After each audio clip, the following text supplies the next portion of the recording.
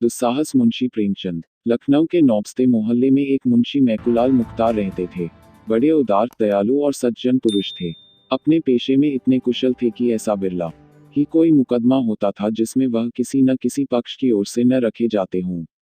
साधु संतों से भी उन्हें प्रेम था। उनके सत्संग से उन्होंने कुछ तत्वज्ञान और कुछ गांजे चरस का अभ्यास प्राप्त कर लिया था। रही शराब, यह उनकी कुल प्रथा थी। शराब के नशे में वह कानूनी मसौदे खूब लिखते थे, उनकी बुद्धि प्रज्वलित हो जाती थी।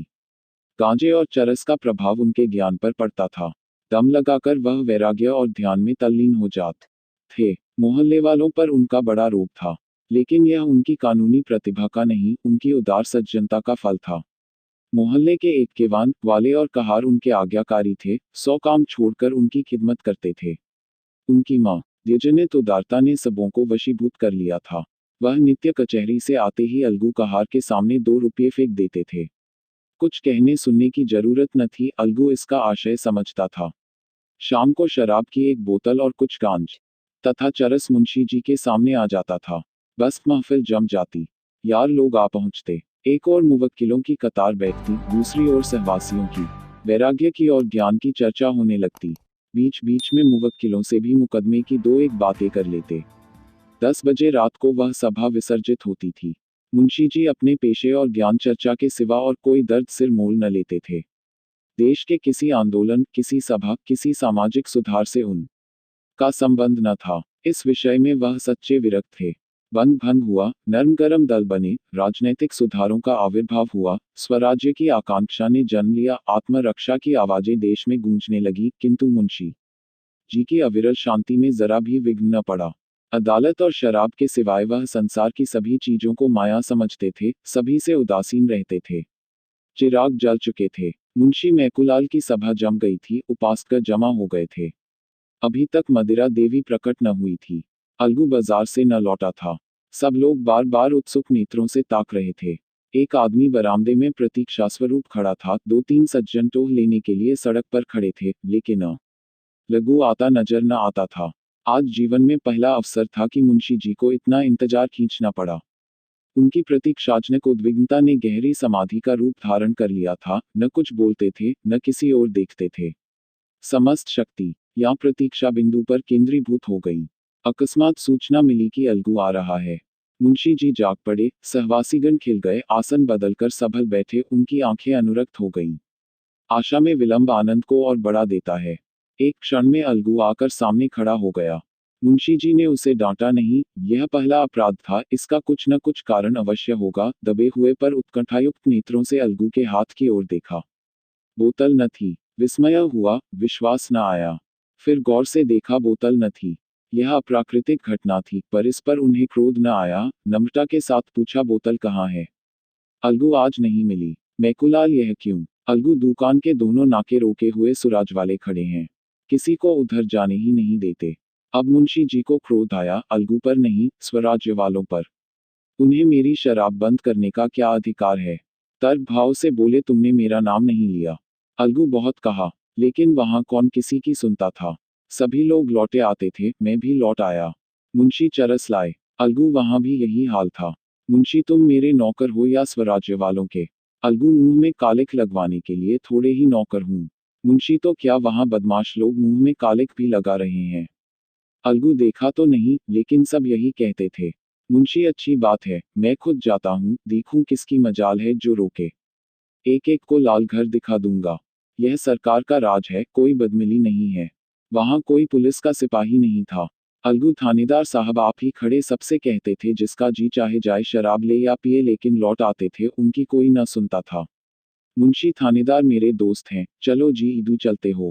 रामबली, बेचन, चिंकू, सब चलो। एक एक बोतल ले लो, देखूं कौन रोकता है। कल ही तो मजा चखा दूंगा।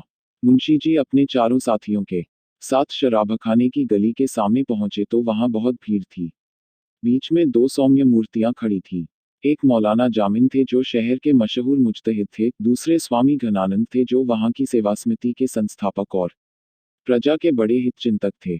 उनके सम्मुख ही थानेदार साहब कई कांस्टेबलों के साथ खड़े थे। मुंशी जी और उनके साथियों को देखते ही थानेदार साहब प्रसन्न होकर बोले, आइए मुख्तार साहब, क्या आज आप ही को तकलीफ करनी पड़ी? यह चारों आप ही के हमराह हैं न? मुंशी जी बोले, जी हाँ, पहले आदमी भेजा, वह नाकाम वापस गया। सुना आज यहाँ हड़बोंग मची हुई है, स्वराज्य वाले किसी को अंदर जाने ही नहीं देते। थानेदार जी नहीं, यहाँ किसकी मजाल है जो किसी के काम में हाजिर हो सके। आप शौक से जाइए, कोई चूं तक नहीं कर सकता। आखिर मैं यहाँ किस लिए हूँ। मुंशी जी ने गौरवोन्मत्त दृष्टि से अपने साथियों को देखा और गली में घुसे कि इतने में मौलाना जामिन ने ईदू से बड़ी नम्रता से कहा, दोस्त, यह तो तुम्हारी नमाज का वक्त है, यहाँ कैसे आए? क्या इसी दीनदारी के बल पर खिलाफत का मसला हल करेंगे? ईदू के पैरों में जैसे लोहे की बेड़ी पड़ गई। लज्जित भाव से अड़ा भूमि की ओर ताकने लगा। आगे कदम रखने का साहस न हुआ। स्वामी घनानंद ने मुंशी जी और उनके बाकी तीनों साथियों से कहा, बच्चा, यह पंचामृत लेते जाओ, तुम्हारा कल्याण होगा। जिनको रामबली और बेचन ने अनिवार्य वसे हाथ फैला दिए और स्वामी जी से पंचामृत लेकर पी गए। मुंशी जी ने कहा, इसे आप खुद पी जाए, मुझे जरूरत नहीं। स्वामी जी उनके सामने हाथ जोड़कर खड़े हो गए और विनोद भाव से बोले, इस भिक्षुक पर आज दया कीजिए, उधर न जाए। लेकिन मुंशी जी ने उनका हाथ पकड़कर सामने से हटा दिया और गली में दाखिल हो गए। उनके तीनों साथी स्वामी जी के पीछे सिर झुकाए खड़े रहे। मुंशी रामबली, जिनको आते क्यों नहीं? किसकी ताकत है कि हमें रोक सके? जिनको तुम ही काहे नाही लौट आवत हो? साधु संतन की बात माने का होत है। मुंशी तो इसी हौसले पर घर से निकले थे। रामबली निकले थे कि कोई जबरदस्ती रोकेगा तो उससे समझेंगे। साधु संतों से लड़ाई करने थोड़े ही चले थे। मुंशी सच कहा है, गंवार भेड़ होते हैं। बेचन आप शेर हो जाया, हम भेड़ ही बने रहेंगे। मुंशी जी अकड़ते हुए शराबखाने में दाखिल हुए।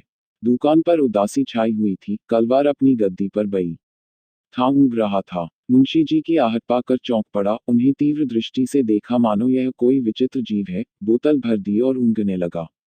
मुंशी जी गली के द्वार पर आए तो अपने साथियों को न पाया। बहुत से आदमियों ने उन्हें चारों ओर से घेर लिया और निंदासूचक बोलियां बोलने लगे। एक ने कहा, दिलावर हो तो ऐसा हो।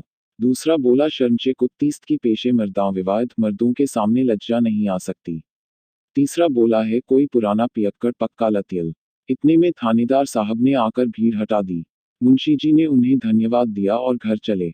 एक कांस्टेबल भी रक्षार्थ उनके साथ चला। मुंशी जी के चारों मित्रों ने बोतलें फेंक दी और आपस में बातें करते हुए चले। जिनको एक बेर हमारा इक्का बेगाड़ में पकड़ जात रहे तो यही स्वामी जी चपरासी से कह सुन के छुड़ाया देहिन रहा। रामबली, पिछले साल जब हमारे घर में आग लगी थी तब भी तो यही सेवा समिति वालों को लेकर पहुंच गए थे। नहीं तो घर में एक सूत न बचता।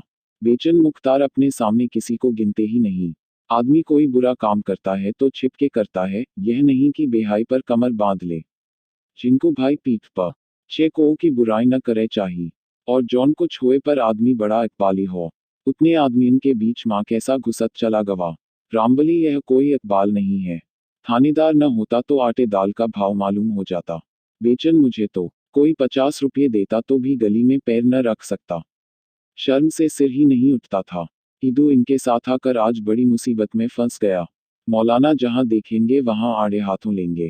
दीन के खिलाफ ऐसा काम क्यों करें कि शर्मिंदा होना पड़े। मैं तो आज मारे शर्म के गड़ गया। आज तौबा करता हूँ, अब इसकी तरफ आंख उठाकर भी न देखूंगा। रामबली, शराबियों की तौबा कच्चे धागे से मजबूत नहीं होती। ईदू, अगर फिर कभी मुझे पीते देखना तो मुंह में कालिख लगा देना। बेचन, अच्छा तो इसी बात पर आज से मैं इसे छोड़ता हूँ। अब पीऊं तो गौ रक्त बराबर। जिनको तो का हम ही सबसे पापी हन। फिर कभू जो हम का पियत देखियो, बैठाया के 50 जूता लगायो। रामबली, अरे जा, अभी मुंशी जी बुलाएंगे तो कुत्ते की तरह दौड़ते हुए जाओगे। जिनको मुंशी जी के साथ बैठे देखियो तो 100 जूता लगायो, जिनके बात में फर्क है उनके बाप में फर्क है। रामबली, तो भाई मैं भी कसम खाता हूं कि आज से गांठ के पैसे निकाल कर न पीऊंगा। हाँ, मुफ्त की पीने में इनकार नहीं। बेचन, गांठ के पैसे तुमने कभी खर्च किए हैं? इतने में मुंशी मैकुलाल लपके हुए आते दिखाई दिए। यद्यपि वह बाजी मार कर आए थे, मुख पर विजय गर्व की जगह खिसियानापन छाया हुआ था। किसी अव्यक्त कारणवश वह इस विजय का हार्दिक आनंद न उठा सकते थे। हृदय के किसी कोने में छिपी हुई लज्जा उन्हें चुटकियां ले रही थी। वह स्वयं अज्ञात थे, पर उस दुस्साहस का खेद उन्हें व्यथित कर रहा था। रामबली ने कहा, आइए मुख्तार साहब, बड़ी देर लगाई। मुंशी, तुम सब के सब गावती ही निकले, एक साधु के चकमे में आ गए। रामबली, इन लोगों ने तो आज से शराब न पीने की कसम खा ली है। मुंशी, ऐसा तो मैंने मर्द ही नहीं देखा जो एक बार इसके चंगुल में फंस कर निकल जाए। मुंह से बिकना दूसरी बात है। ईदू जिंदगी रही तो देख लीजिएगा। जिनको दाना पानी तो को से ना ही छूट सकत है और बातन का। जब मनमा आवे छोड़ देव। बस चोट लग जाए का चाही, नशा खाए बिना को मर नहीं जात है। मुंशी, देखूंगा तुम्हारी बहादुरी भी। बेचन देखना क्या है, छोड़ देना कोई बड़ी बात नहीं। यही न होगा कि 2-4 दिन जी सुस्त रहे। लड़ाई में अंग्रेजों ने छोड़ दिया था जो इसे पानी की तरह पीते हैं, तो हमारे लिए कोई मुश्किल काम नहीं। यही बातें करते हुए लोग मुख्तार साहब के मकान पर आ पहुंचे। दीवानखाने में सन्नाटा था। मुवक्किल चले गए थे। अलगू पड़ा सो रहा था। मुंशी जी मसनद पर जा बैठे और अलमारी से ग्लास निकालने लगे। उन्हें अभी तक अपने साथियों की प्रतिज्ञा पर विश्वास न आता था। उन्हें पूरा यकीन था कि शराब की सुगंध और लालिमा देखते ही सबों की तौबा टूट जाएगी। जहां मैंने जरा बढ़ावा दिया वहीं सब के सब आकर डट जाएंगे और महफिल जम जाएगी।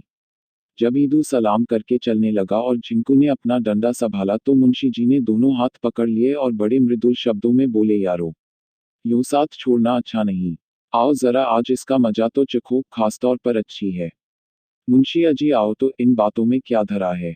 ईदू आप ही को मुबारक रहे, मुझे जाने दीजिए। जिनको हम तो भगवान चाही तो एके निया न जाब। जूता कौन खाया। यह कहकर दोनों अपने अपने हाथ छोड़ाकर चले गए। तब मुख्तार साहब ने बेचन का हाथ पकड़ा जो बरामदे से नीचे उतर रहा था। बोले, बेचन, क्या तुम भी बेवफाई करोगे। बेचन ने तो बड़ी कसम खाई है। जब एक बार इसे गौ रक्त कह चुका तो फिर इसकी ओर ताक भी नहीं सकता। कितना ही गया बीता हूं तो क्या गौ रक्त की लाज भी न रखूंगा। अब आप भी छोड़िए, कुछ दिन राम राम कीजिए। बहुत दिन तो पीते हो गए। यह कहकर वह भी सलाम करके चलता हुआ अब अकेले रामबली रह गया। मुंशी जी ने उससे शोकातुर होकर कहा, देखो रामबली, इन सबों की बेवफाई। यह लोग ऐसे ढुलमुल होंगे, मैं न जानता था। आओ आज हम ही तुम सही। द सच्चे दोस्त ऐसे दर्जनों कचलोहियों से अच्छे हैं। आओ बैठ जाओ। रामबली, मैं तो हाजिर ही हूँ, लेकिन मैंने भी कसम खाई है कि कभी गांठ के पैसे खर्च करके न पीऊंगा। मुंशी अजी, जब तक मेरे दम में दम है तुम जितना चाहो पियो, गम क्या है। रामबली, लेकिन आप न रहे तब। ऐसा सज्जन फिर कहाँ पाऊंगा। मुंशी अजी, तब देखी जाएगी, मैं आज मरा थोड़े ही जाता हूँ। रामबली, जिंदगी का कोई एतबार नहीं, आप मुझसे पहले जरूर ही मरेंगे। तो उस वक्त मुझे कौन रोज पिलाएगा। तब तो छोड़ भी न सकूंगा। इससे बेहतर यही है कि अभी से फिक्र करूं। मुंशी यार, ऐसी बातें करके दिल न छोटा करो। आओ बैठ जाओ, एक ही गिलास ले लेना। रामबली, मुख्तार साहब, अब ज्यादा मजबूर न कीजिए। जब ईदू और झिंकू जैसे लतियों ने कसम खा ली जो औरतों के गहने बेच बेच पी गए और निरे मूर्ख हैं, तो मैं इतना निर्लज नहीं हूं कि इसका गुलाम बना रहूं। स्वामी जी ने मेरा सर्वनाश होने से बचाया है। उनकी आज्ञा मैं किसी तरह नहीं टाल सकता। यह कहकर रामबली भी विदा हो गया। मुंशी जी ने प्याला मुंह से लगाया, लेकिन दूसरा प्याला भरने के पहले उनकी मध्यातुरता गायब हो गई थी। जीवन में यह पहला अवसर था कि उन्हें एकांत में बैठकर दवा की भांति शराब पीनी पड़ी। पहले तो सहवासियों पर झुंझलाए दगाबाजों को मैंने सैकड़ों रुपये खिला दिए होंगे, लेकिन आज जरा सी बात पर सबके सब फिरंत हो गए। अब मैं भूत की भांति अकेला पड़ा हुआ हूँ। कोई हंसने बोलने वाला नहीं। यह तो सोहबत की चीज है, जब सोहबत का आनंद ही न रहा तो पीकर खाट पर पड़ रहने से क्या फायदा। मेरा आज कितना अपमान हुआ। जब मैं गली में घुसा हूं तो सैकड़ों ही आदमी मेरी ओर आग्नेय दृष्टि से ताक रहे थे। शराब लेकर लौटा हूं तब तो लोगों का वश चलता तो मेरी बोटियां नोच खाते। थानेदार न होता तो घर तक आना मुश्किल था। यह अपमान और लोकनिंदा किस लिए। इसलिए कि घड़ी भर बैठकर मुंह कड़वा करूं और कलेजा जलाऊं। कोई हंसी चुहल करने वाला तक नहीं। लोग इसे कितनी त्याज्य वस्तु समझते हैं, इसका अनुभव मुझे आज ही हुआ, नहीं तो एक सन्यासी के जरा से इशारे पर बरसों के लती पियक्कड़ियों मेरी अवहेलना न करते। बात यही है कि अंतःकरण से सभी इसे निषिद्ध समझते हैं। जब मेरे साथ के ग्वाले, एक केवान और कहार तक इसे त्याग सकते हैं तो क्या मैं उनसे भी गया गुजरा हूं। इतना अपमान सहकर, जनता की निगाह में पतित होकर, सारे शहर में बदनाम होकर, निक्कू बनकर एक क्षण के लिए सिर में सरूर पैदा कर लिया तो क्या काम किया। कुवासना के लिए आत्मा को इतना नीचे गिराना क्या अच्छी बात है। यह चारों इस घड़ी मेरी निंदा कर रहे होंगे। मुझे दुष्ट बना रहे होंगे, मुझे नीच समझ रहे होंगे। इन नीचों की दृष्टि में मैं नीचा हो गया। यह दुरवस्था नहीं सही जाती। आज इस वासना का अंत कर दूंगा, अपमान का अंत कर दूंगा। एक क्षण में धड़ाके की आवाज हुई। अलगू चौंक कर उठा तो देखा कि मुंशी जी बरामदे में खड़े हैं और बोतल जमीन पर टूटी पड़ी है।